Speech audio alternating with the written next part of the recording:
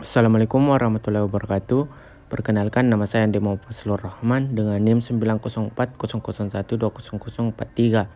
Di sini saya akan menjelaskan tentang soal MIT yang telah diberikan. Pertama, sistem perpajakan Indonesia dan konsep perpajakan menurut Islam. Sistem perpajakan Indonesia yang diatur dalam Undang-Undang Nomor 28 Tahun 2007 tentang ketentuan umum dan tata cara perpajakan bahwa subjek pemungutan pajak adalah seluruh penduduk Indonesia yang bertempat tinggal maupun memiliki usaha di Indonesia. Karena negara Indonesia adalah negara demokratis yang membebaskan penduduknya untuk memeluk agama dan melakukan ibadah menurut kepercayaan masing-masing, maka tidak ada pengecualian pembebasan atau kewajiban pajak dengan alasan menganut suatu agama tertentu. Kewajiban membayar pajak bagi seluruh penduduk Indonesia juga tidak dapat ditentukan kapan berakhirnya. Pemungutan pajak tersebut diberlakukan karena pajak merupakan penghasilan utama bagi negara. Setiap tahunnya pendataan bagi wajib pajak harus dioptimalkan sehingga tidak ada penanggung pajak baru yang terlewat. Dan kedua, berdasarkan hasil dari penelitian pajak Indonesia yang terdapat dalam Undang-Undang Nomor 28 Tahun 2007 tidak sesuai dengan pajak dharibah menurut Islam, karena jelas bahwa dharibah tersebut juga hanya dilakukan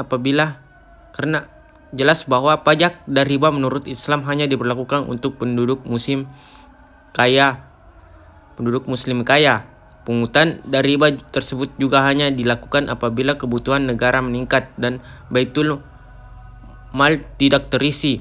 Sedangkan pungutan seperti harat, jizyah, dan usur hanya dibebankan kepada non-muslim untuk mendapatkan haknya atas bertempat tinggal di wilayah negara Islam. PPh pasal 21 dan 26. PPh pasal 21 dan 26 adalah pajak yang dikenakan atas penghasilan berupa gaji, honor, upah, tunjangan, dan pembayaran lain yang diterima atau diperoleh orang pribadi sehubungan dengan pekerjaan, jasa, jabatan, dan kegiatan. Sedangkan wajib pajak orang pribadi (WPOP) adalah orang pribadi yang menurut ketentuan peraturan perundang-undangan perpajakan ditentukan untuk melakukan kewajiban perpajakan, termasuk pemungut pajak atau pemotong pajak tertentu.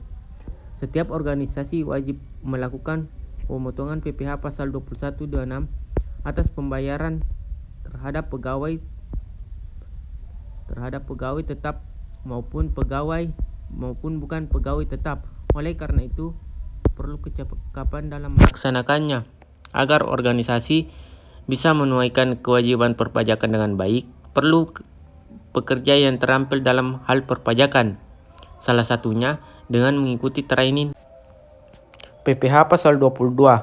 PPh pasal 22 merupakan pajak yang dikenakan pada badan usaha baik milik pemerintah maupun badan usaha swasta yang melakukan kegiatan ekspor dan impor.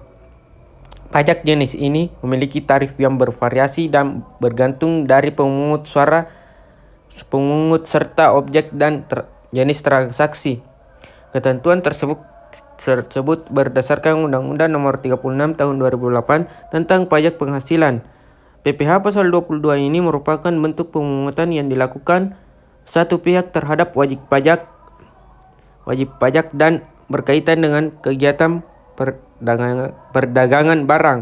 Objek PPh pasal 22 ditentukan berdasarkan Peraturan Menteri Keuangan PMK nomor 34/PMK 010/2017 tentang pemungutan pajak penghasilan pasal 22 sehubungan dengan pembayaran atas penyerahan barang dan kegiatan di bidang impor atau kegiatan usaha di bidang lain.